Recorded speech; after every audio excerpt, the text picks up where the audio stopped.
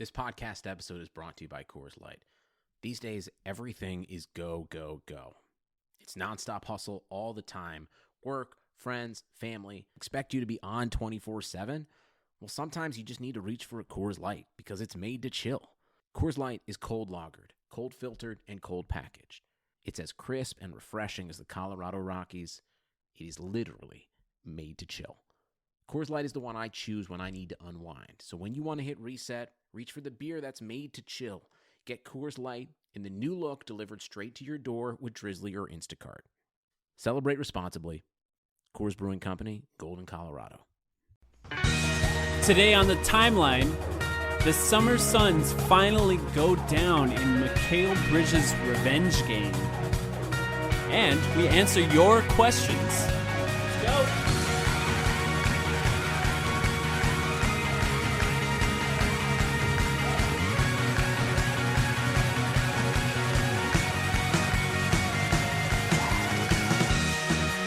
We just got done watching the Phoenix Suns lose to the Philadelphia 76ers in the Summer League tournament, and I think Greg Esposito said it best when he said, "Today is the day that DeAndre Ayton, Mikal Bridges, and Elie Okobo officially became Suns." And I think I agree with that. Sam, how you doing?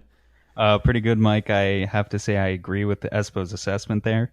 It would have been nice to get 4 wins in a row, but we knew this was coming eventually. Yeah, it was really the first game that I would say was a bad DeAndre Ayton game. It didn't look good for him. I didn't expect him to play perfectly in every game. It is kind of fun to see how engaged Suns fans were in this game, including me. I was kind of pacing around my house like a child. It was interesting for sure. I mean, I think this was a game of runs. The Suns had a couple of really great runs where it was almost seeming like we were distancing ourselves away from the Sixers in the first half, early on in the second half, and then the Sixers sort of just took control and never relented until we made that one last push towards the end of the game. I think I've said previously on the podcast that I'm expecting fewer blowout losses this season, and that's still true. But another thing about being a young team without much experience is you should expect a lot of come-from-behind wins for the other team. Like a lot of blown games sort of in clutch situations, and coaching always helps with that. But I think of an example like the Minnesota Timberwolves the past year. They finally became a good team. They were a playoff team, and yet I think they were one of the leaders in the NBA in terms of just those blown losses in the last 5 or 10 minutes of games because they relied so much on their youth. So I don't think if you're a Suns fan, this is going to be the last time we see situations like these. Yeah, I think the Timberwolves had one of the worst third quarter stats or something like that. But the good thing is that the Suns fans are used to that. That's something that we're prepared for. Yeah, we're prepared for We've seen that happen a lot.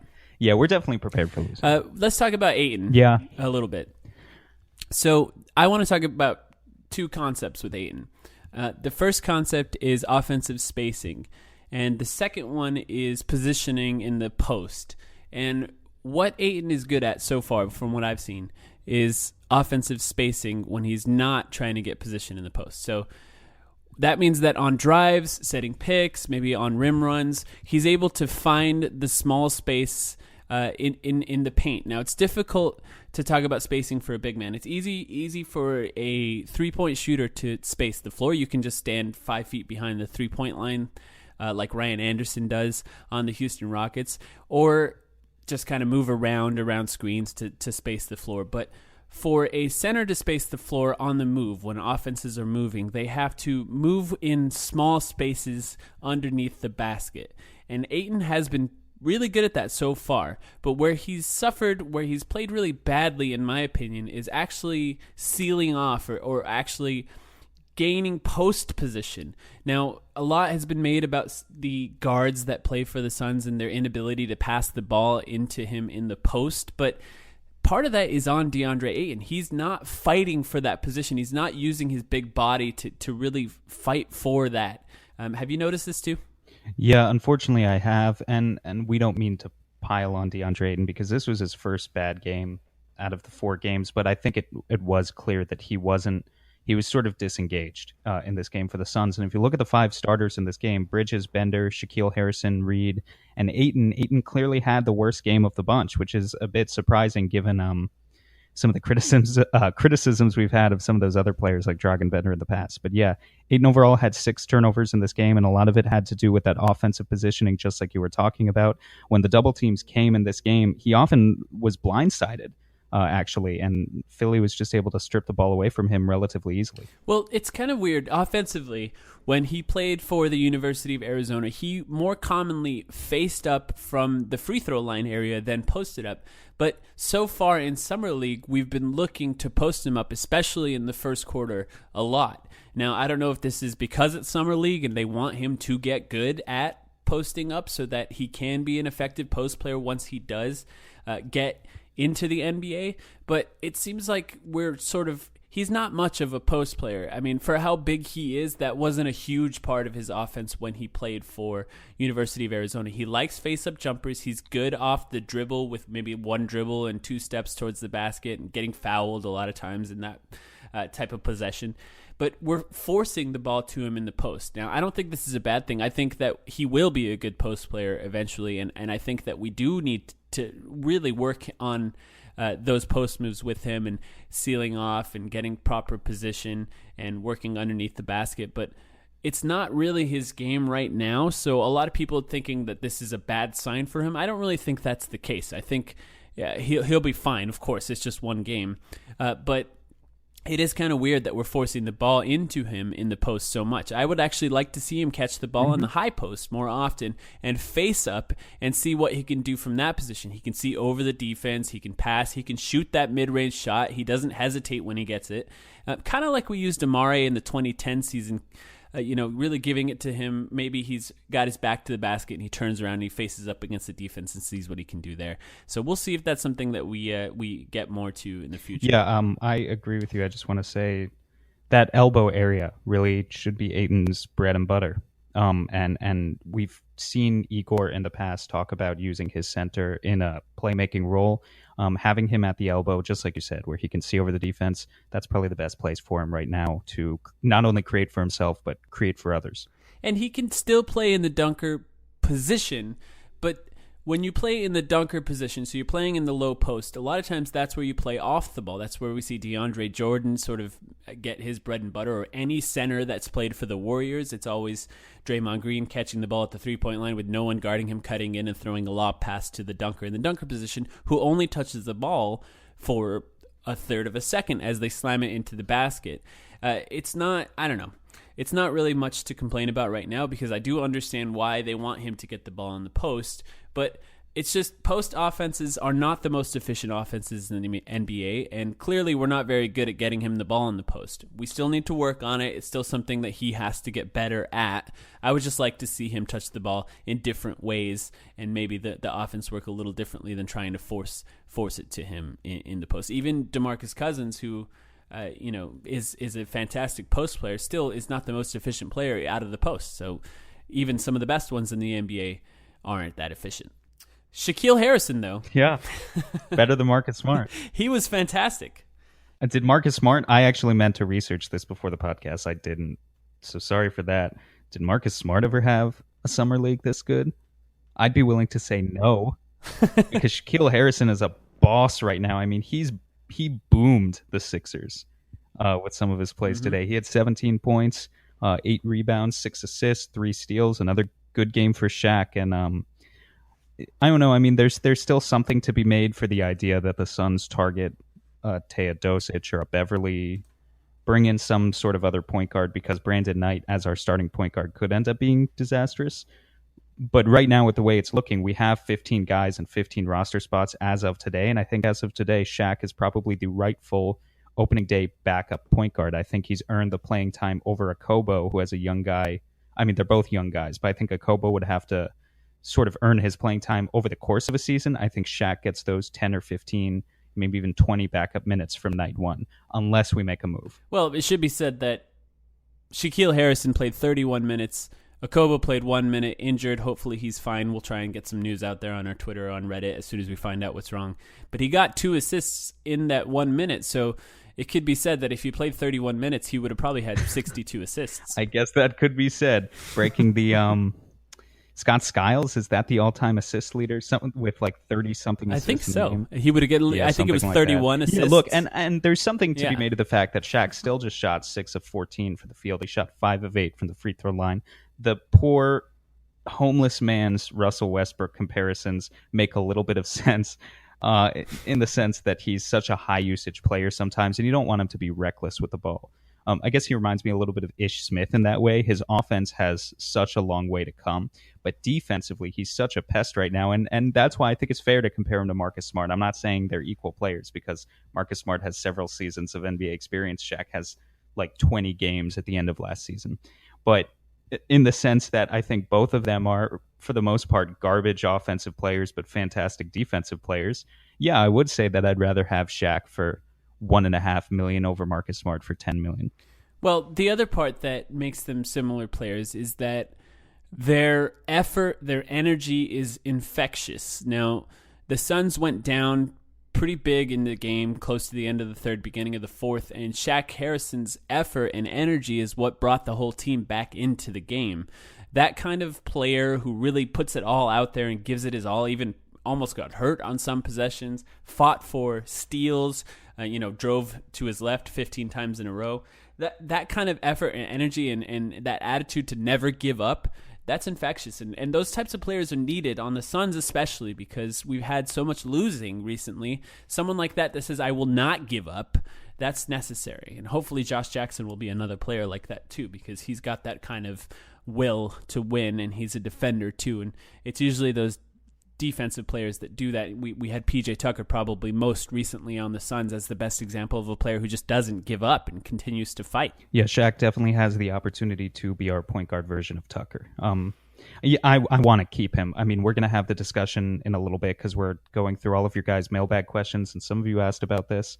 But if it comes down to us making another big move this offseason and we need to get rid of a roster spot, or we need to create an open roster spot, Shaq is not the guy that I want us to be getting rid of with the way he's played in Summer League. And so the Suns have one more opportunity to play in Summer League. They're going to play tomorrow. We're recording this immediately after the game, so they're going to play on Friday at 3:30 Arizona time. So it'll be interesting to see them one more time. Davon Reed has played really well. Shaq Harrison's played really well. Mikal Bridges was really impressive in this game, especially in the first half. And that's really all I have to say about it. Do you have any other notes you want to talk about from the last few Summer League games? No, that's about it. I mean, I would just say one thing. I think our offense, for the most part, hasn't been clicking. We won those first 3 games on the basis of our defense. We shot really well in the first game. Since then, we actually haven't shot that well. Again, tonight, we shot just 5 for 20 from 3-point range, just 25%. So I think Booker's going to help a lot. And remember, Josh Jackson wasn't in this game, and I think Booker's going to help out a lot when he's on the floor. Maybe others like Brandon Knight and Trevor Ariza will provide that extra spacing and little oomph to the offense. But overall, the offense still needs some work. We're still figuring things out. I think what's you need to like about the Summer League Suns is the defensive intensity so far. That's really encouraging for the upcoming season. Yeah, and I don't mean to harp on this, but that's exactly my point about forcing the ball early, especially in the first quarter, into the low post for DeAndre Ayton. It just doesn't seem necessary. It throws off the rhythm of the offense. The idea of Igor's offense is that it's this ball movement offense with players cutting off the ball, all kinds of screens being set all over the court, and running a sort of stagnant low post offense in the first quarter, that's not. I mean, anyone who's played basketball understands how that can be a little frustrating. Nobody gets their hands on the ball early. I mean, it turned into a few turnovers tonight. So, I don't know. It's definitely something they can work on in the future. But just as you noted, we got a bunch of questions to answer, so let's get directly into our mailbag. That right there is the mail. Now let's talk about the mail. Can we talk about the mail, please, Mac? I'm dying to talk about the mails with you all day, okay?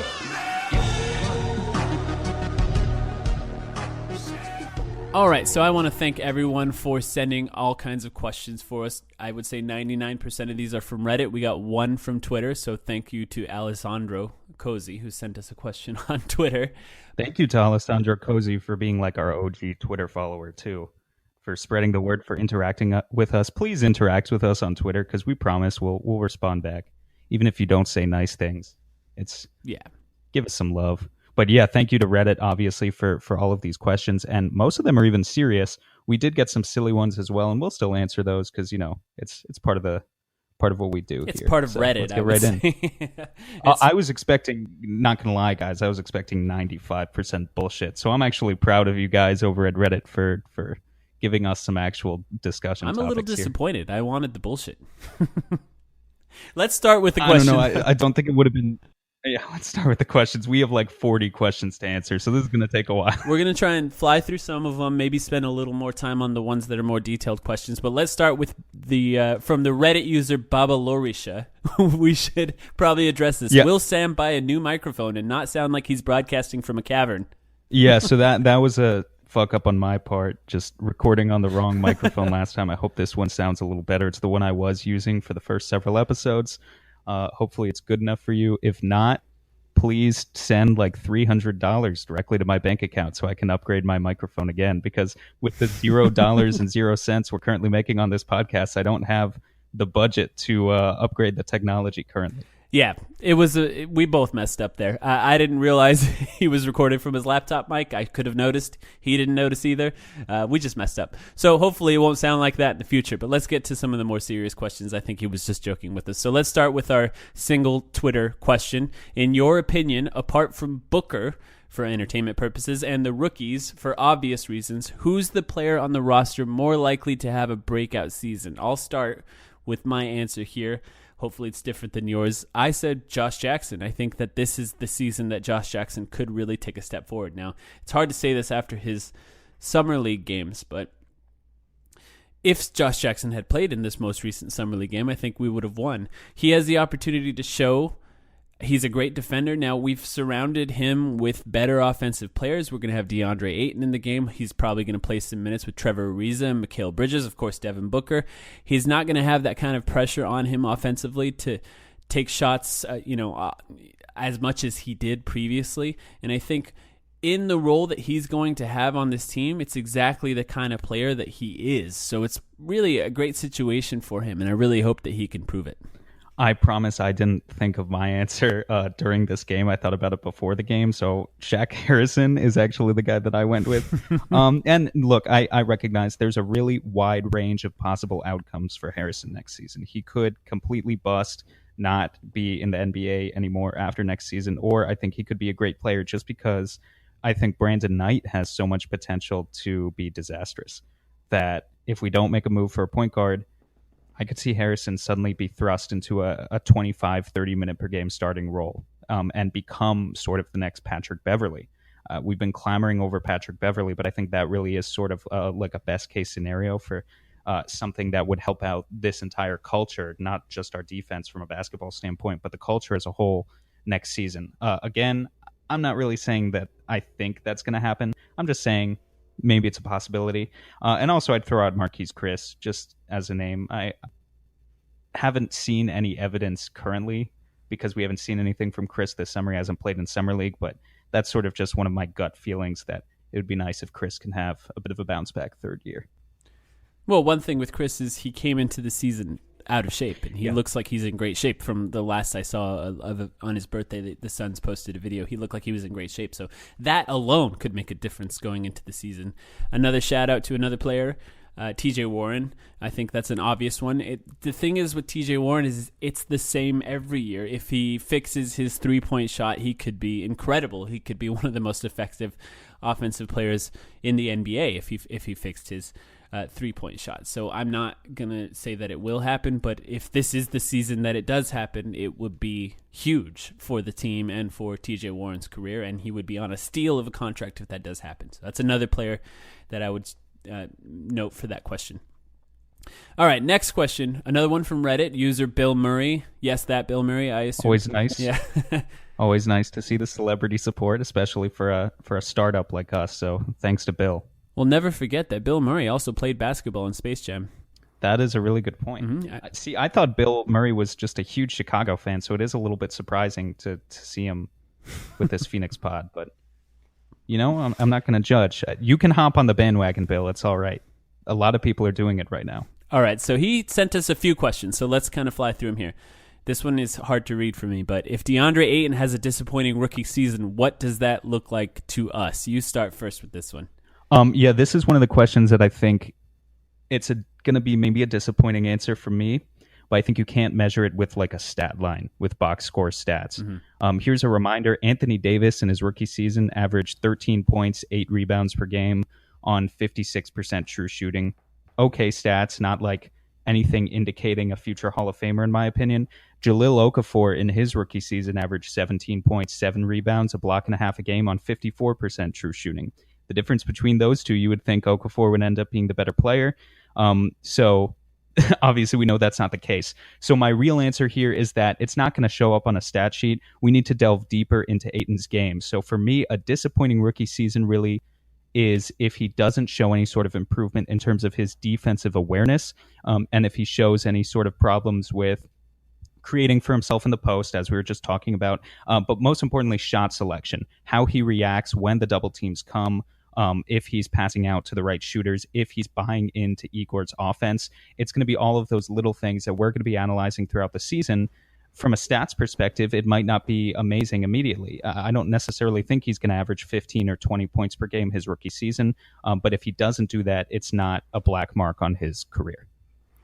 Now, what I think about this question now, I didn't really think about it statistic-wise, but if he does have a disappointing rookie season, however we choose to measure that, it's a huge disaster for the team. It's our first number 1 pick ever. But the worst part about it is McDonough's contract is up after next season, not this coming season, but the next season. And Sarver has clearly gave him the mandate to start winning. So what I think that means is if the rookie season is disappointing for DeAndre Ayton, this is when you can start talking about trades that maybe wouldn't benefit us in the long term, but would benefit us in the short term. And those are dangerous trades when we've spent so much time building this team from the draft. I don't want to give up on any young players too early. That's the type of thing where all of a sudden around the trade deadline, you start hearing about Josh Jackson on the trade market or other players that we don't want to necessarily part with this early. So it does scare me that could happen, because I don't want McDonough trying to make trades for his life, for his GM life, if you will. I want this team to grow slowly, especially with the huge teams that are in the West, with LeBron on the Lakers and, of course, the Warriors. So I really hope that doesn't happen, because there could be some bad moves coming if that does. Now, the next question from Bill Murray. If Dragan Bender did the bare minimum to justify Kokoshkov starting him by February, what would he have done? So this is an interesting question. I'll start here. I would say if he's shooting about 40% from 3, hopefully over 40% from 3, and he plays good defense regularly and lowers his turnover rate, that might be all it takes, because he actually is a great fit next to DeAndre Ayton if that's what he does. He just has to make threes. He just has to play defense, and he's got to lower those turnovers. I know he thinks that he is a good passer, but there's no evidence of that yet. There just isn't. There isn't. He doesn't, and I know he wants to be, and I like that he wants to be, but he's not. It's not a natural thing for him. That means that the passes have to come easier. He can't force it underneath. He has to pay attention when he's passing it out of bounds. He almost threw it to the other team again today, which I started sweating just from that alone. But what do you think? Do you agree with that? Yeah, I 100% agree with you. The only thing I would add is that shooting and defense isn't necessarily enough, because that's already what Trevor Ariza does. I think another thing that Bender would need to do to really have an advantage over a non-natural power forward like Trevor Ariza is start rebounding like he's 7-1. For the past 2 seasons, he's been hovering around this 6 rebounds per 36-minute rate, which is really bad. I mean, he's like as good of a rebounder as Trevor Ariza, and he's several inches taller than Ariza. So I think if Bender could get more into like the 7, 8, 8.5 rebound per 36 minute, up that rebound rate, play a little bigger. I know he's added some muscle in addition to being a good shooter and a switchable defender. Then that really sort of gives him the advantage. He's a capable starting power forward and a good role player at that point. Yeah, I agree with that. Now, next question. What would a TJ Warren trade during the season look like? Do you have any TJ Warren trade options? The only thing I notice is the only way that I think we would trade TJ Warren is if a really good point guard or really good power forward on similar to the timeline that we have on this team.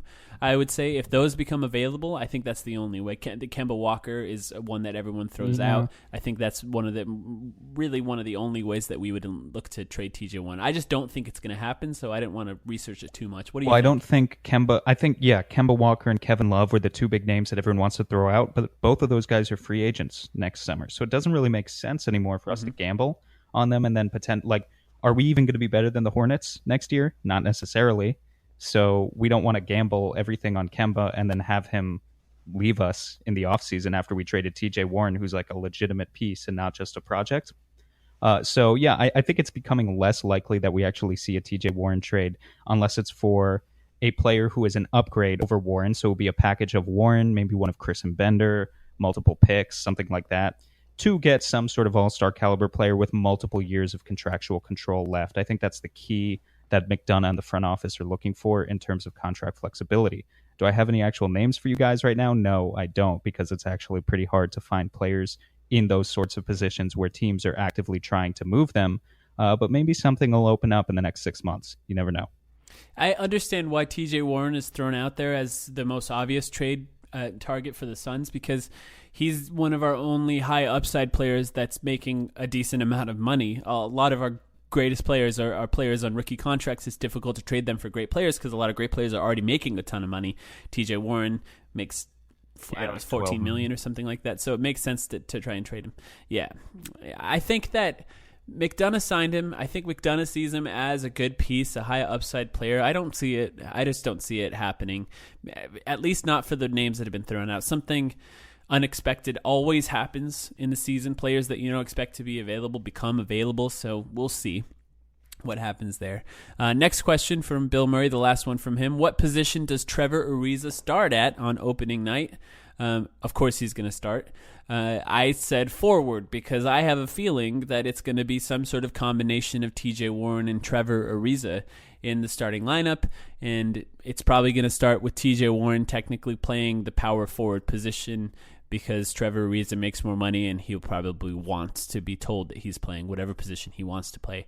I just think it's going to be an interchangeable 3-4 forward position in that starting lineup. I don't know for sure, though. I think that Kokoshkov said that all starting positions are up for grabs, so who knows? Yeah, I think that Trevor Ariza will start. He said that, but I don't see, like, how would he justify starting Ariza at the 3 and Bender at the 4 and then bringing Warren and Jackson off the bench? I just don't see how you can do that.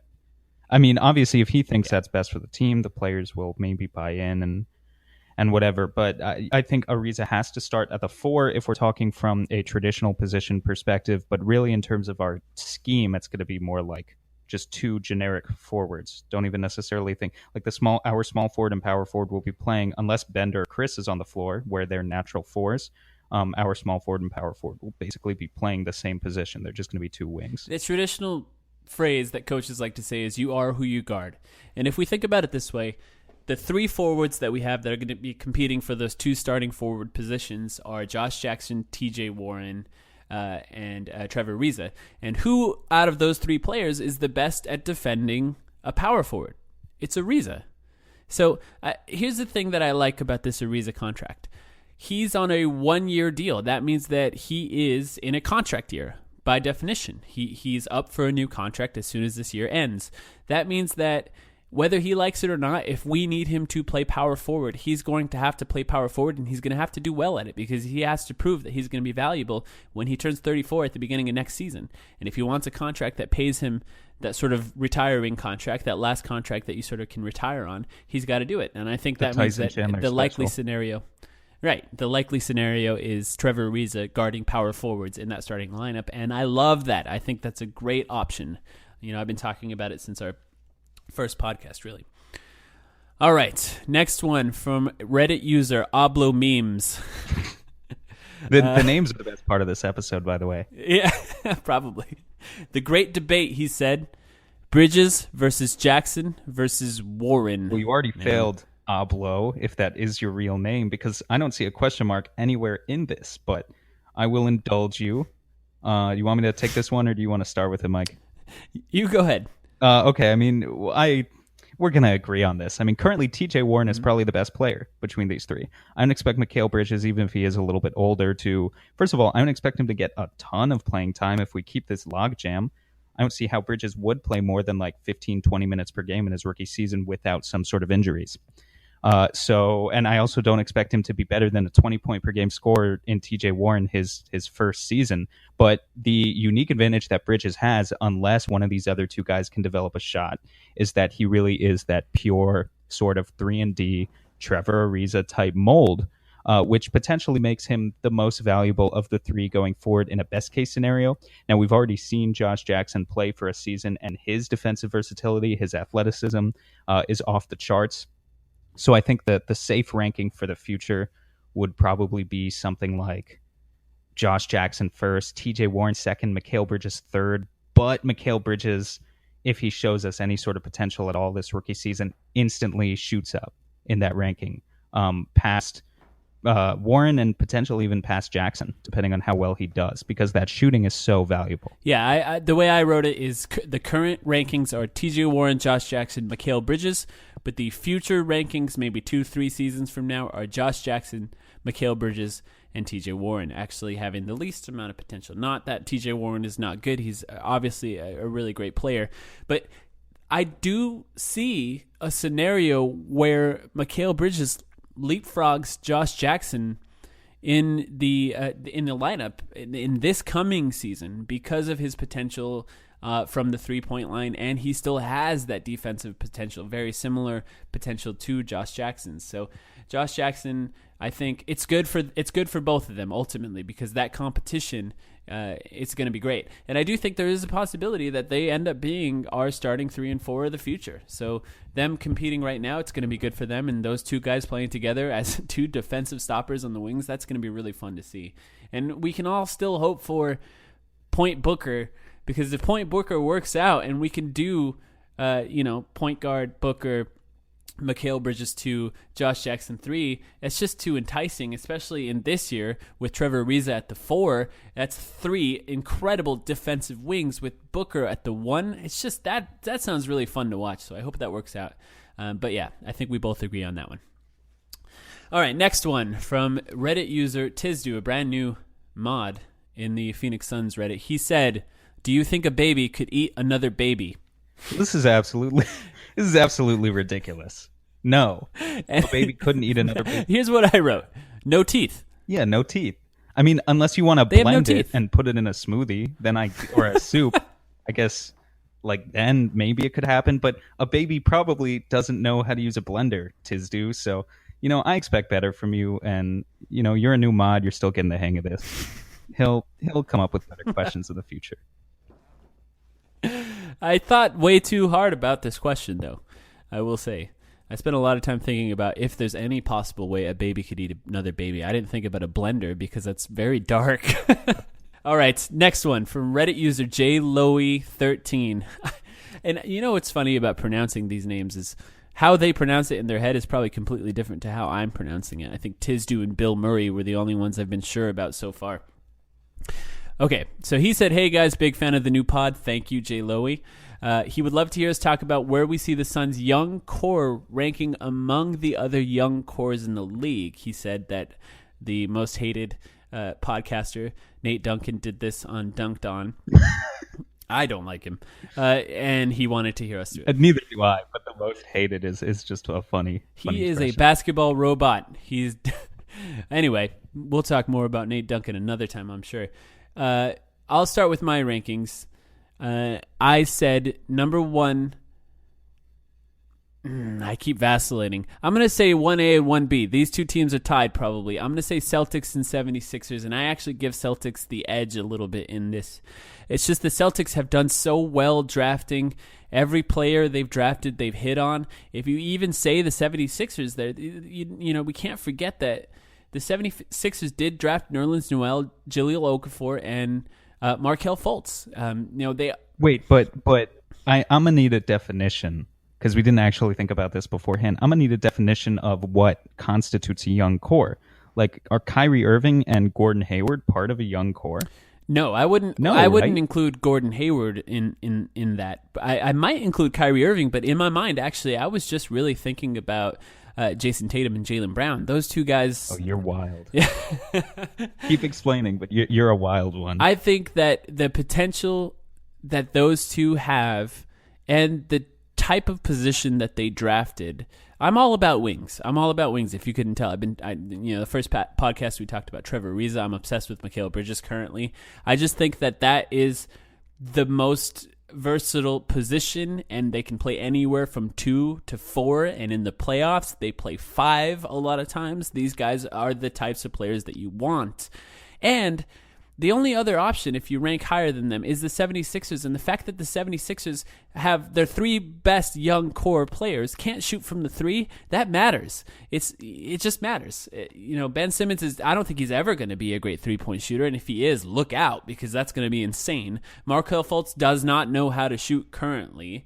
And I don't like to talk about Joel Embiid after he slandered our number 1 pick. But Joel Embiid, probably the best 3-point shooter out of them, and you don't want him shooting threes. That's just not where you want him. So you can say the 76ers have a better core than the Celtics, and it does make sense, but they're flawed. And there's not a lot of flaws in Jason Tatum and Jaylen Brown's game now that Jaylen Brown can shoot and Jason Tatum appears to be able to play within a team defensive system. So here's the thing, though.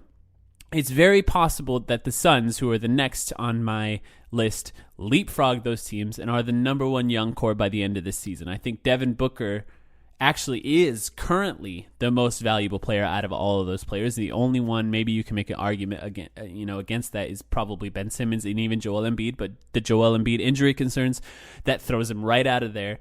And Ben Simmons' inability to shoot, that's going to matter, especially in the playoffs. We just saw how it sunk them in the playoffs. And you could say Devin Booker's defensive concerns are what hurt him, and I agree with that. But I mean, we just saw what James Harden did in the playoffs as well. I think the Suns very, very potentially can pass that. So I would say some combination, probably Celtics, 76ers, Suns, and then I would say Nuggets, and then Lakers and Kings after that. And the Lakers' young core is probably going to be spread out all over the league by the time LeBron James retires. So I'm not sure you could even count them at this point.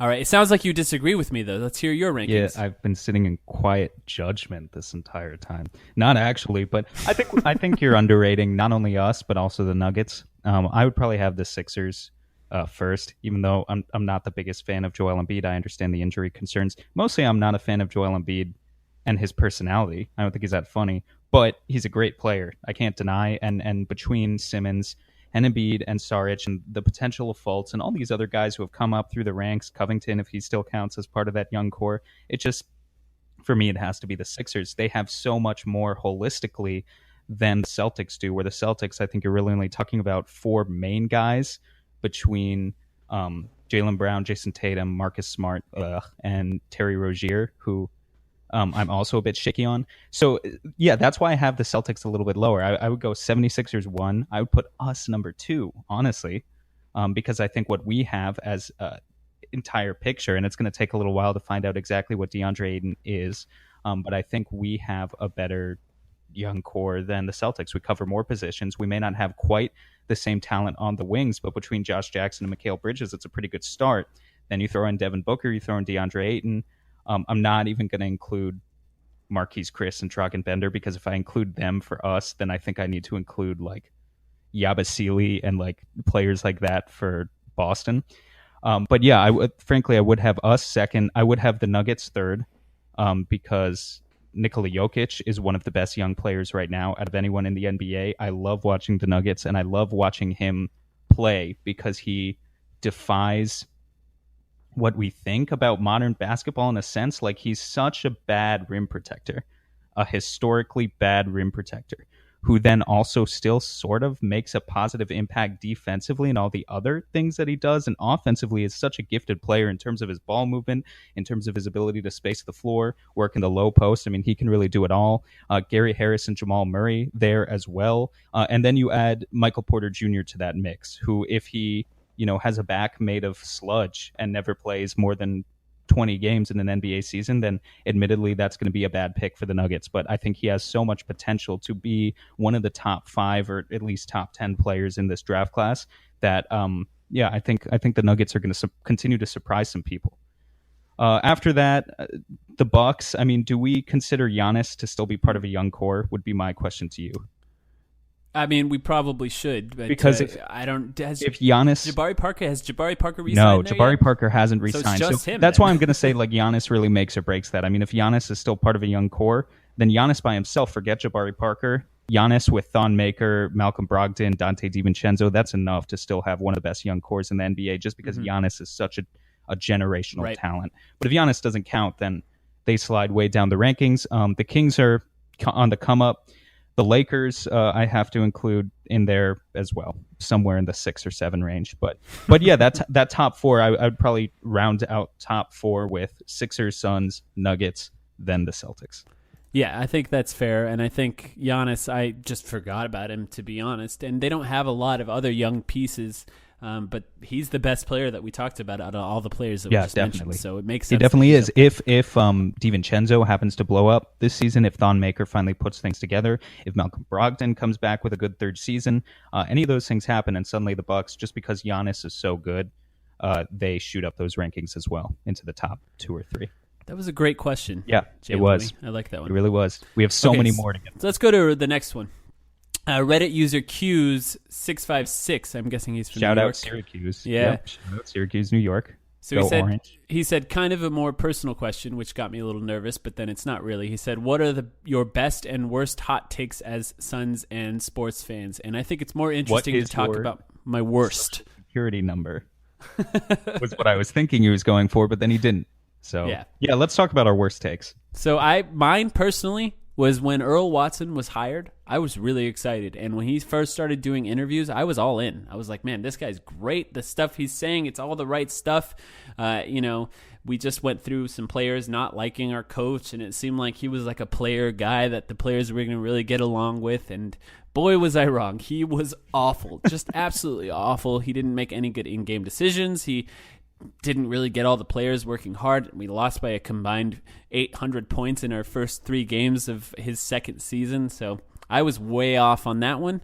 But it's hard to judge a coach before they've done any coaching at all, so I don't feel too bad about it. What about yours? I was drinking the Kool-Aid on Kendall Marshall back in the day. I thought the similarities are uncanny. We had just lost Steve Nash. I probably had the highlight of that period of Suns basketball was watching Markieff Morris in the Rising Stars game. I'm saying that unironically. So, consider where we were as a fan base. And I was like, well, he was taken 13th overall. They say he's a pass-first point guard. He must be the next Steve Nash, right? So I was pretty far off on that one, guys. I really thought we had our future point guard at the time. Well, a few years from now, we're going to have our hot takes on actual podcasts so people can call us out and talk shit to us on Twitter in the future. Yeah, exactly. I mean, you guys are monitoring everything we're saying right now, and we're bound to be wrong on a lot of stuff. But I'll tell you this, Mike will be wrong a lot more often. No, I disagree. You're already wrong. All right, so next one from Reddit user Rice Bledsoe, who's probably playing Splatoon 2 as he listens to this. He's got 3 questions. Let's kind of fly through them a little quickly here so we can get some more of these questions in. What Suns asset would you trade for John Collins, who's Atlanta's second-year power forward? He said he's in love with that man. And you probably agree with me on this, but I think there's no way Atlanta trades him. They don't have a lot of high upside players, maybe Trae Young being their best asset right now. John Collins is their second best asset, I would say.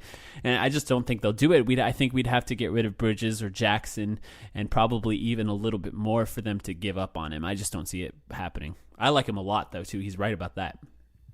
Yeah, he's probably the most underrated rookie from last year's draft class. Had an insane 62% true shooting percentage. But yeah, I got to agree with you, Mike. They're not going to give up on him because if Trae Young busts, they have nothing other than Collins. Right. I mean, they have all of these lower level prospects, good shooters that they drafted in this class that could potentially work out. But they need John Collins. They're not going to give him up to us. I like John Collins a lot. I just like players like him who are good at everything. There's no really skills that they're not good at, and those types of players nobody will give up on them easily. So, Next one, he said, what 2019 free agents would be ideal at point guard once the Knights option is up? Who would be ideal to come off the bench for Ayton to replace Chandler? Oh, I didn't even see that part of the question. But the first part, just a reminder, Knight is signed for 2 more years. So Knight actually won't be gone that quickly. But the point guards that I pointed out, the obvious ones are Kemba and Kyrie. Those are the 2 big names. And I believe Rubio is a free agent too. Rubio played with Igor in Utah, and they seem to have a really great relationship. There's a great article written about their relationship that from some Utah newspaper or something that really delved deep into that. And I think Rubio would be a great fit now that he's kind of figured out his 3-point shot. He's a great passer. He plays defense. He's a competitor. He's Spanish. I'm Spanish, so I got to root for that. But those are the 3 that I mentioned for point guard. Do you have anybody else besides those 3? Yeah, well, Kemba and Kyrie are the natural choices if we want to go all in on a max contract player. If the Suns want to kind of go for 2 pretty good players, which I think may be even more likely, then Rubio is a good choice. Don't forget Dragic is also a free agent next summer. So if you're talking about chemistry with Igor, I mean, Rubio has it. Dragic obviously has it too. Would he come back to Phoenix for a 3rd stint? I don't know. Ryan McDonough says that their past is behind them. If we offered him enough money and we're a winning team, I think why not? But Dragic is an option as well. I think he would actually be a really good fit on this current team. Yeah, he would. And maybe he would even be willing to maybe take a small discount to play with one of his friends in our coach. And then the answer to the other question, I just thought of this now, who would be the ideal replacement for Chandler? It's obviously Jack Cooley. It has to be Jack Cooley. Easily. All right, next one. Get that man a contract. Exactly. Jack Cooley has to play in the NBA. He's a towel waiver, maybe the last guy off the bench, but it's so fun to have a guy like that. Yeah.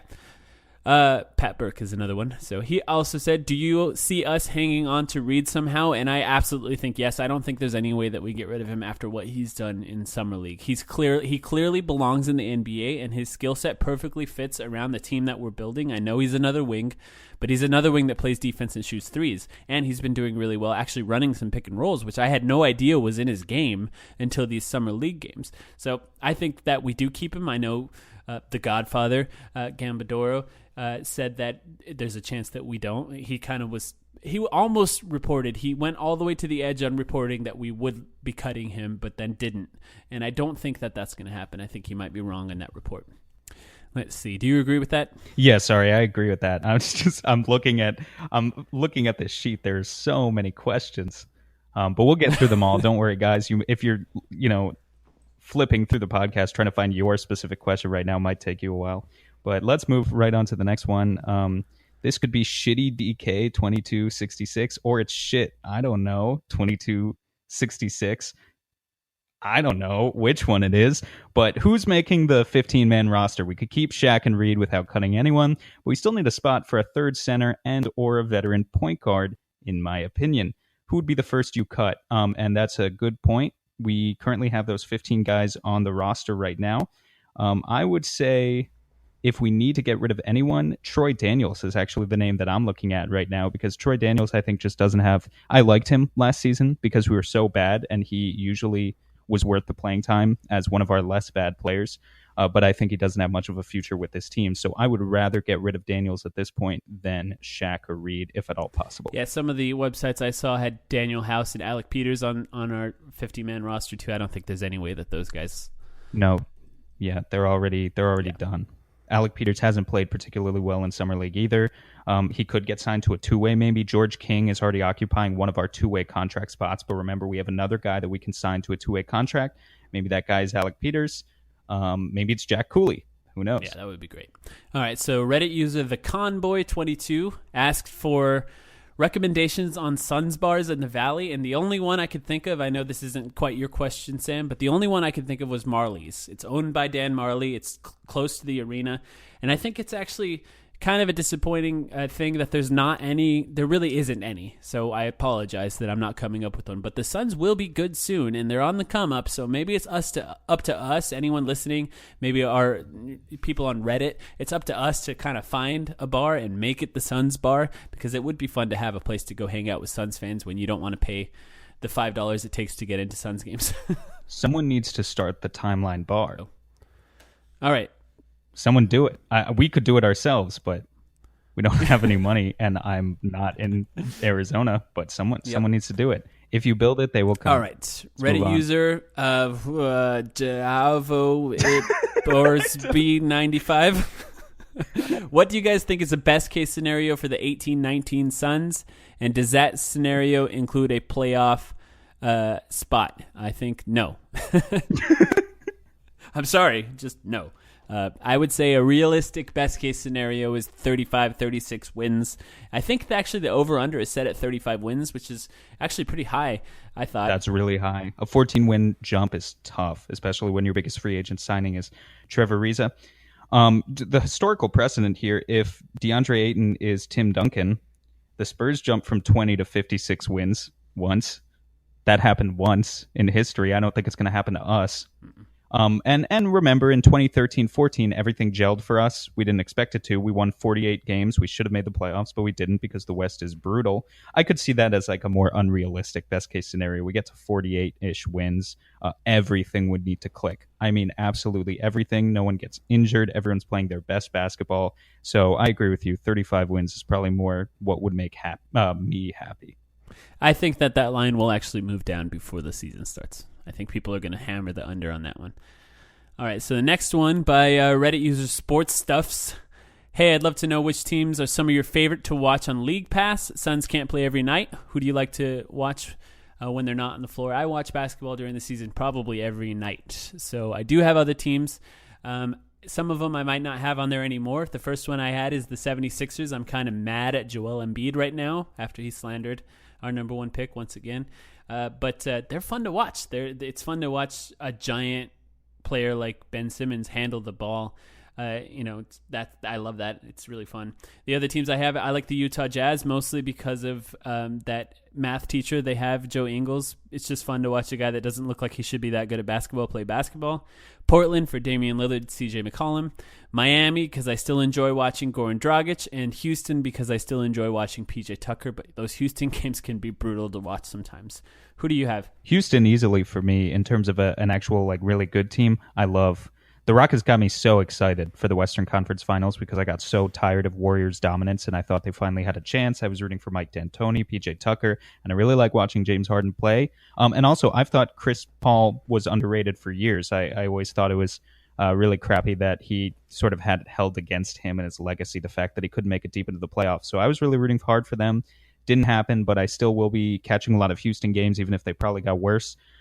In terms of other teams, the Nuggets, who I mentioned before, I think they have a great young core and are a really interesting team to watch gel and grow moving forward. The Bucks as well as another young and up-and-coming team. Not the biggest fan of watching Eric Bledsoe, but just Giannis. I mean, how can you hate? Giannis Antetokounmpo is going to be the next Dirk Nowitzki, I think. Okay, they have a real coach now? They have a real coach. But they were so frustrating to watch. Well, and their interim coach, Joe Prunty, is with us. So, it's take of that what you will. But Giannis is just such a physical specimen. He's a great guy to watch. You can't hate him. You can't hate that guy. And then the one other team I included on there, who they're probably going to be really bad, but I think is a fascinating experiment in terms of what the modern NBA is all about, the Orlando Magic. Because between Aaron Gordon, who they just re-signed to probably way too much money, Jonathan Isaac, who I know a lot of Suns fans were high on last year, and Mo Bamba, who I know even some Suns fans were high on this year, that's a lot of length. And talk about switchable defense. I think that's going to be a really, really fun defense to watch. I think their offense is going to be absolutely abysmal. But if you just got one good backcourt pair with those three, that could be really fascinating to sort of watch that experiment of let's just draft players with wingspans to the max. Just watch it play out on the basketball court. That could be really interesting, but that offense is going to be brutal, so I don't know how much time I'm going to spend watching Totally brutal, but I'll watch them for the defense. All right, next one. Reddit user Last Leaf said, seeing as Booker and Warren are the only proven players in quotes, which is probably right, how many of Jackson, Ayton, Chris, Bender, Bridges, Okobo, Harrison, and even Reed need to make a jump this season to really set us up for a solid 35 to 40 win season and be in good shape for the playoffs the following season? I think the number one most important player to be really good in order for that to happen is actually not a player he listed. I think it would be Brandon Knight, because Hell Brandon yeah. Knight appears to be our starting point guard. Yeah. And if Brandon Knight comes back and all of a sudden he's playing defense, he gets back to scoring 20 points a game, he plays well off the ball so Booker can handle the ball more often, then that's the only way. I don't see it really, and I don't see that, right? Knight needs to prove it. He's on a prove it year. He was injured. He didn't play well before he was injured. So he's got to prove it. So I don't see that happening, but that's the most important one. And then you can say Josh Jackson, of course, DeAndre Ayton, and Ariza is huge on that. Do you have any other players? One of Chris or Bender needs to show up. I mean, Trevor Ariza can't play 48 minutes at power forward. We need a legitimate power forward to come in and fill some of those minutes. So, if one of those guys is probably going to be playing like 20 minutes in a backup role there, and if both of them are just as bad, yeah, say goodbye to 35-40 wins. Right. 35 is a best case scenario for us, and I think we should be happy if we get 35 wins. The West is brutal. Just have to not forget that the West is brutal. All right, next one, Reddit user, championship or bust? It's going to be a bust, kind of my guy. If you're trying to apply that to the Suns, but what he said is that basically the Godfather Gambador is reporting that we want to make a trade for a power forward. He listed some power forwards, Kevin Love, who I don't think is going to be on the trade market. Actually, Paul Millsap, LaMarcus Aldridge, or other ones. I think maybe it's possible if the Cavs just totally suck that Kevin Love could be on the trade market. But do we want him if they totally suck? I don't know. It was very difficult for me to find any power forwards. There's one I want to talk about, but did you have any that you could find that would be a good trade targets? No, actually. I think the power forward market right now is kind of weird. Like he mentions Millsap in his comment. The Nuggets are trying to compete. I don't think they're going to trade Millsap. The Spurs, maybe they give up on LaMarcus Aldridge, but I kind of think the LaMarcus Aldridge ship has sailed for us, even if they go into full rebuild mode. I don't know. Blake Griffin isn't that good anymore, and he's making way too much money. Kevin Love is going to be a free agent. We could just wait it out and chase him in free agency. If you're talking about established power forwards, there aren't many names on the market for us. Now, the one I wanted to talk about, just because there are some people talking mostly from the Ringer that I've heard, is if the Warriors have to move on from one of their core four, the most likely candidate to move on from is Draymond Green. And Draymond Green would just be a perfect fit on this team. He's a great passer. He's an excellent, defensive player of the year caliber defender. He can shoot sometimes, but he's a good fit next to DeAndre Ayton. If he does become available, not only do I think that he would be a great fit, but I actually think that that's the type of player that we would think to move maybe someone like Josh Jackson, or try to push some chips into the center of the table to try and make a move. He's a proven championship level player. I don't think it's going to happen, for the record, so don't flame me on Twitter or on Reddit. I don't think it's going to happen, but talk about a fun team to just imagine. All right, Reddit user Alidi13 said, do you think we can roll with Knight/Okobo at point guard this season, or will we bring someone like Milos in now that the Clippers have 17 people on their roster and it looks like he may be on his way out? This question was clearly written before Shaquille Harrison boomed on the entire 76ers roster, because clearly Shaquille Harrison is playing for a roster spot at this point. I don't think that we have a great point guard situation, but I do think that we will be going into the season with those three guys as our point guards, because I just don't see any other options at this point. What do you think? Yeah, I'd have to say I agree with that. Milos is cool. I don't know if he's the best option for us. I mean, what does he really add to this roster? Like, what's the goal of getting age and experience? More cigarette smoking. I don't know. I mean, yeah, I can see it if Knight really struggles. The whole situation becomes disastrous. In that type of situation, it would be good to have Milos. Yeah, I don't see it. I'm just not sold on it yet. That's all Same. I'll say about it now. Yeah, let's fly through a few of them here. So, Reddit user, another mod actually, Chaos Dunk Theory said, "What is your favorite Suns game you've ever watched?" I know you've probably never seen the Suns in person. So sorry. For me, I have, by the way, at MSG in place, just not in Phoenix. Well, that will be your favorite one then, right? Or you could actually say the best one you've watched on TV. Yeah. Best one on TV for me, when Dragic boomed on the Spurs in 2010, blew up on them. Just nice vengeance in that game, because I hated the Spurs so much. That was so satisfying. That's our championship in recent years. Basically, it's the closest we've ever come to that feeling. For me, the best one I saw in person was when Gerald Green scored 40 points against OKC. I was there. The Suns won in that 48-win season. Dragic played great. Those OKC games are always so fun. There's something about Westbrook coming to Phoenix. If you ever have a chance and you live in Phoenix and OKC's here, go watch it. It's always good. Next one, Reddit user Schoolfish said, would you rather fight 1 Dragon Bender-sized Isaiah Thomas or 100 Isaiah Thomas-sized Dragon Benders? What do you think, Sam? I think 1 Bender-sized Thomas. I mean, that much scrappiness in a big body like that, I'd probably die. But the reality of the other way around is just, I'm 5'9", and I'd be taking on 100 5'9" sized guys. Like, the sheer mass of that. I don't really, this is kind of a lose-lose for me, so. I disagree. I would fight 100 Isaiah Thomas-sized Dragon Benders because there's no way Dragon Bender can fight. We don't know. Do we know that for sure? Yeah, you're probably right. There's no way. There's no way. He's so nice. Although he posted up twice today, so he's so nice. He's a different player now. He hit that turnaround, little mid-range fadeaway. He's Dirk now. Ben Dirk. All right, so let's fly through a few more. Let's see. This one's way too long. I think let's just choose one player. He said, this is from Reddit user Jay Hottie, I think. Might have addressed this a bit in your podcast already, but what aspect of each player's game would you like to see them improve on this offseason? Choose one player and one aspect. Go. TJ Warren buying into the offense and being a playmaker.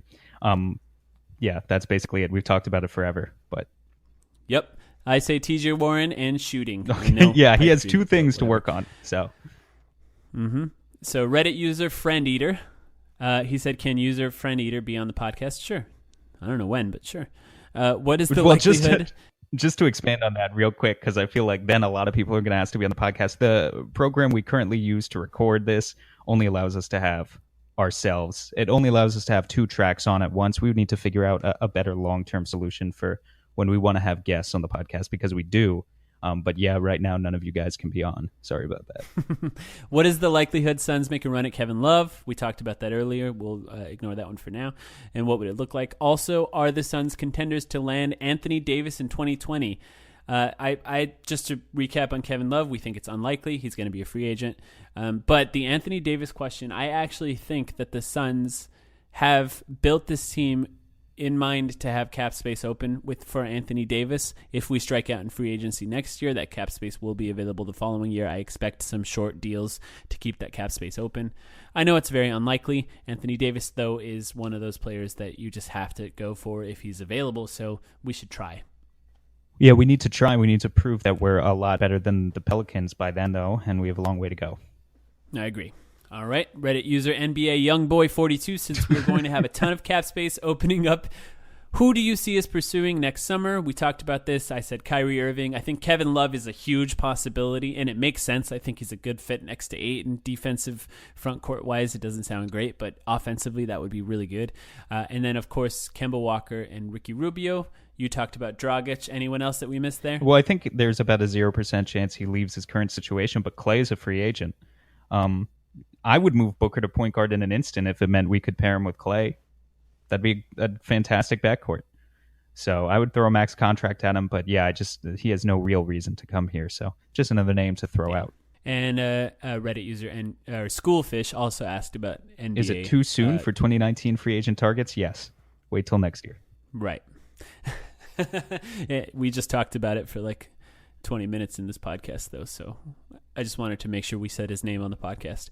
All right. Do you value TJ as much as the average role player, says Reddit user Destructive Optimism? Yes, I think he's better than an average role player, but also it's difficult because he's a hard fit on this team. So I don't know. What do you think about this question? I think he's a better than average role player. I think something that we forget, 2 guys that kind of TJ reminds me of in his potential trajectory are Brad Beal and DeMar DeRozan, in the sense that both of those guys sort of hit this 24-year-old age. They had just finished up their 4th season and it kind of hit a stagnant point in their careers where they hadn't really gotten any better for 2 or 3 years. And then their 5th season came and they exploded. And that's when they sort of ascended to the level of reserve all-star status. So we shouldn't rule out the possibility that TJ could do the same thing. I mean, I definitely think it's too early to give up on him, but we've talked about his weaknesses plenty of times before. We know what he has to work on, so we'll just see if he does it. Yeah, I agree. Let's fly through a couple of these. At what stat line would you start to consider Ayton having a bad rookie year? This is also from Destructive Optimism. And at the flip side, what would you consider him to be a future Hall of Fame rookie year type player? So to me, it's less than a double-double. I think that if he gets the minutes, it's hard to say how many minutes he's going to play. And as long as he stays healthy, of course, he should be averaging a double-double. I would say 15 points, 10 rebounds. Anything less than that is slightly disappointing, but we just talked about Anthony Davis's stats. So, it doesn't really always tell us what kind of player they're going to be in the future. Of course, if he averages over 20 points and over 10 rebounds, that's the type of thing where that we're set up good in the future. What do you think? Yeah, I agree. I think it's less about basic box score stats and all about intangibles, maybe. I'm going to be looking at his efficiency. I'm going to be looking at how much he fouls, like a guy like Marquise Chris did. So if he's committing 3 or 4 fouls in 20 minutes per game, which I don't expect him to do because it wasn't really a problem in college, but just theoretically, and he's shooting less than 50% from the floor, then yeah, I'm going to be worried about DeAndre Ayton. But the box score stats, the basic points, rebounds, not too worried about that at his age. Like I said, Okafor averaged 17 and 7 his rookie season. Just because Ayton does it wouldn't mean that he's a future Hall of Famer. And Reddit user Pickled Imagination, he stated, it was kind of a longer message, and he had a lot of concerns about Brandon Knight as our future point guard. I would say to that, your concerns are valid. We talked about him. He's on a prove-it year to me. I just don't see us rolling into the season with any other point guard at this point, so sorry. Yeah, you have reason to be scared, but we're probably going to have to suck it up. Yeah, I mean, we're about a month away from all of us talking about Brandon Knight with severe optimism that is unfounded. The puff piece is coming. And yep. Reddit user Earl's Depression said, what should we realistically expect from Bender this year stat-wise? It depends on the amount of minutes he plays. What do you think? Realistically or optimistically? Let's say realistically. Yeah, like 8 or 9 points per game, 4 or 5 rebounds per game, 1 block, hopefully 40% from 3. That would be my hope. Maybe more realistically, like 36, 37. Yeah, 9 turnovers. But yeah, I think that's realistic. I don't think he's going to get enough minutes to go into... He's not a high-usage player to begin with, and he's going to get fewer minutes because of us bringing in Ariza. I just don't see how he averages like 10 or 15 points per game. So he averaged 3 points basically in his rookie season, 6 points in his sophomore season. 8 points, I would say, is a realistic expectation for his third-year season. Quickly on this one, who are your favorite Suns Reddit users, active or retired? Says Michael Porter PHX. Sorry that we didn't draft Michael Porter. I'm guessing he made that username a long time ago. Probably when Porter was in like the first pick discussion. Right. I'm going to give a quick shout out to user Cormac Most. He had a great connection to our former coach. Great connection. He's gone. I have it right here. Can I just read it out? Sure. For those, this one deserves a little bit more time. This is March 24th, 2014. We're winding it back right now on the Reddit community. User Cormac Most blesses us with a post, and I looked and I didn't actually comment in this post, which I'm a little disappointed at because now it's archived. But great connection is the title. First of all, Goran Dragic is a beast. Second, he should give himself some attention so people will realize how good he is. Hope I can help by talking to Coach H. Oh, wait, I can. He lives right by me. Oh, wait, he lives in Phoenix. But his family and his real home is right by me in suburbs of Chicago. His kids went to school with me. Thank you, Cormac Most. He would make several more posts along the same lines in the next year or so. User Brux C, who was the OG mod who created Our Sons, commented. He had the top comment on this post. Haha, this post is so terrible, it's hysterical. And then Orange, or Mike, you yourself, responded, I think we should make it the top post of all time in this sub, which for a while it might have been. It only got 60 upvotes, but 60 upvotes on Our Sons 4 years ago is like, wow, guys, we've come a long way. So, yeah, big shout out to him. Don't know where he went, but hopefully he still has that connection to Jeff Hornacek. Yep. Shout out to the Redditor who I should have written his name down, but just posted that story about Josh Jackson approaching him in Vegas. He was wearing a Josh Jackson jersey. Josh Jackson walked up to him and thanked him. It's a really cool story. Find it on Reddit. I also tweeted it out. That's a really cool story too. So let's see. Crazy SoCo Kid on Reddit. Can you guys talk about Josh M. Effer Jackson and what you expect from him this season? What do you expect from Josh Jackson this season? We talked about him a little bit. Yeah, just to give my quick analysis. I mean, I think his touches probably go down a little bit. He's not going to get the same sort of touches he got at the end of the season. Booker will be back on the floor, add DeAndre Ayton and Trevor Ariza. And I expect probably similar minutes per game. I don't think he's going to get 30 or 35 minutes.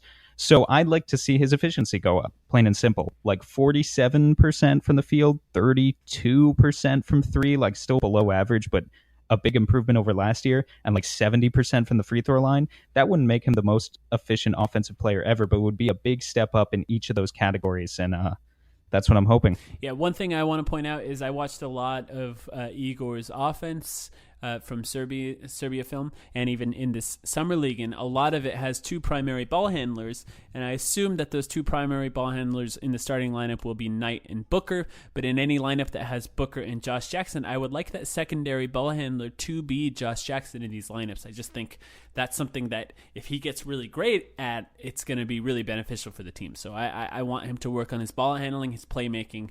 I think that's an important thing for him. So let's move on. Reddit user Peasus22. What are your realistic ceilings for Bridges and Okobo this season? Here's what I said. Bridges has the potential to be a valuable role player right now, and Okobo could be a top 10 rookie, and I really believe that. Now, I know it's he probably won't, and I preface it with that. He probably won't. But he has the potential to be one of those players that people are like, wow, I did not expect him to be this good. I think he fell under the radar a bit. A realistic expectation, though, probably a backup point guard, maybe a third-string point guard, working his way to that backup position by the end of the season, maybe averaging 8 points, 4 assists, something like that. Yeah, I think Okobo's really going to need to fight for his playing time, Mike. So he could be a top 10 rookie in this class. I agree with you. I think it was a steal, but I don't think his rookie season is going to be as impressive as Bridges. I think Bridges will be good. OG Anunoby type production out of Bridges. Like, he's just going to be a clear role player from the start. Yeah. If he has star potential, we'll see, but he's going to have a positive impact on the court. Like, he could even play for a playoff team this year. Yep, I agree. I think there is a possibility with Bridges to have a Jason Tatum type season where it's just completely unexpected how good he is. I don't think it's likely, but Mikal Bridges, I'm a huge fan of Mikal Bridges, if you can't tell. Let's see. Reddit user Tied444, tied with a Y. He said, what are your expectations winning-wise for the Suns? We talked about it. We both expect around 35 wins, it sounds like. But he said also, how much do you think Igor has to accomplish with the Suns in his first season to be in talks for Coach of the Year, or even be in the forefront of that discussion? And shout out to him. He's from Baltimore. He said he's the only Suns fan in Baltimore. He might be right. How many wins do you think the Suns need to win in order for Igor to be in the Coach of the Year discussion? Well, let's throw it back to 2014, 48. Jeff Hornacek lost that year, but he won 48 games. He was in the conversation. I think that's what we're looking at, like high 40s, playoff seed. If Igor can do that, he'll get nods. Yeah, I agree with that. E1 Duzit. He said, I've heard of many teams hiring consultants for players such as Steve Nash in Golden State. I don't want to talk about that. Who would you think would be an ideal consultant for the Suns to hire? And Nash is not available. Grr. He said he loves the pod. Thank you. El Duzit? I'm going to say it's El Duzit. The one player I thought of, I know he works with other teams, is Kevin Garnett. If Kevin Garnett can be hired as a consultant for the Suns to work with DeAndre Ayton, I would love that. Now, I've heard he's a big fan of Mo Bamba, of course, a giant defensive type player. Kevin Garnett might end up going to work with him in Orlando, but that would be a great mentor for Ayton. Any other players that you would think would be good? We need aggressiveness. I have this idea we bring in Big Baby Davis and Kendrick Perkins to work with Marquise Chris and Dragan Bender. Have them get into a death match. Loser gets eaten alive by the two aforementioned mentors. They can definitely eat. Also solves our logjam, by the way. Yeah, that's true. I'm not saying I'm a genius, folks, but think about it. A baby cannot eat a baby, but a Big Baby Davis can eat a Bender. Facts. Absolutely. Hashtag facts. So, what is a realistic win-loss record? Said DJ Block 122012. We talked about that, so hopefully you got that question answered. Shakam, SHAKM, says, which Suns players get the toughest assignments on defense against elite point guards, wings, and bigs? I love this question. It's the last serious question we got. Here's the thing, though. I think that most of the time we're going to guard positionally. I think that Knight will be guarding the point guard if he starts, Booker's shooting guard, and down the line, whoever starts, with Ayton guarding the center. But I do think there's some scenarios where Mikal Bridges and Josh Jackson end up getting put on point guard scenario in some scenarios where point guards are clearly the best players on the team, and we can hide Booker on a wing. Maybe teams like Portland or the Celtics or something like that. OKC. So, yeah, OKC is a good example. What do you think? No, I agree that I was going to say the same thing. I think we saw Josh Jackson guard Russell Westbrook a bit in games like that last season. And I would expect. I think we saw Josh Jackson guard centers. He's kind of guarded every position. in his rookie year. He has. Yeah, so I would say that's the route that we're going to continue to take. I mean, look, if Shaq Harrison blows up, then we know we have a good defensive point guard in him. If we want to put him on Lillard or Westbrook or Wall or Curry, whoever we're playing. But I think it's more likely that in clutch situations, if we can hide Booker, we're going to hide Booker. And we're going to put Josh Jackson, Bridges, we're going to bring them out to the forefront where they can focus on their strengths. Yeah. And also Ariza. Yeah. Oh, yeah, totally. That does. And here's the other thing. I know we've been talking about this a lot, but we need to see lineups with Ariza, Bridges, and Jackson. We just need to see that. That just sounds so fun to watch. We have to watch that defensive team together on the court. So I hope that happens. Last one from maybe the best Reddit user we have. His username is Sarver Sucks. He says, can sense so much chemistry on the pod, which at first I thought, oh, thank you. And then he said, when are you guys going on a date? People are waiting. So, Sam, are you buying? I'll think about that one and I'll get back to you. Yeah, maybe Sarver Sucks can send us money. The big thing is I wrote this down for a reason. One, I wanted to answer every question in the Reddit thread. Thank you to everyone who gave us questions. And two, that may not always happen in the future. Yeah, I don't know. We're hoping at some point in the future, Sam can actually come from New York and we can watch some games in person. Hopefully you'll get to hear us record a podcast together in the same room at some point. Sorry, we're not going to date. I have a girlfriend, but hopefully we do actually get to hang out and see a game together at some point in the future. I can't wait. And that's all we got. You got anything else? No. That was a long one. A lot of questions, guys. Long one. So, it's your own fault. You gave us a lot of questions. Of course, we're going to answer them. We're just so dedicated to the sport. So, hopefully this is good for your long commute wherever you are. And, we'll talk to you again in, early next week. What are we talking about? Yep. We'll see. Thanks, everyone, for listening. Don't forget to follow us on Twitter.